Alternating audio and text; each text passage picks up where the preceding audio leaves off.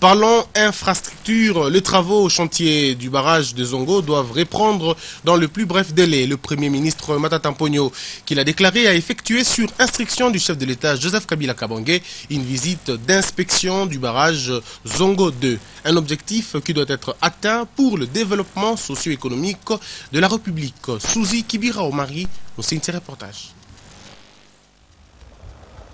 L'objectif de la descente du Premier ministre Matata Ponyo Mapon au barrage de Zongo 2 dans le Congo central était celui de cerner la problématique de l'arrêt des travaux sur ce site pour lequel le chef de l'État Joseph Kabila Kabange tient au respect du délai contractuel de fin des travaux.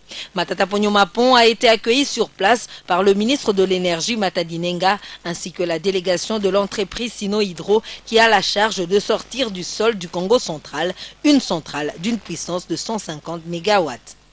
Le Premier ministre a pris part à une réunion avec les représentants de la firme chinoise Sino Hydro. Des échanges, il en est sorti que 90% d'équipements devront arriver sur ce site.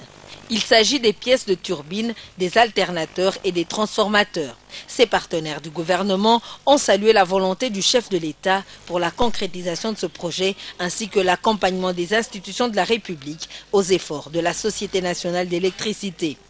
Une occasion également pour l'équipe de l'entreprise Sino Hydro de présenter en détail la maquette du projet expliquée par Ferdinand Timbanganira, représentant du maître de l'ouvrage. À l'instar de la centrale hydroélectrique de Sanga et de Zongo 1, celle de Zongo 2 est aussi aménagée sur la rivière Inkisi et devra, à la différence des autres, jeter ses eaux sur le fleuve Congo. Matata Ponyo Mapon a été émerveillé par ce projet du président de la République dont les machines produisant le courant électrique seront installées.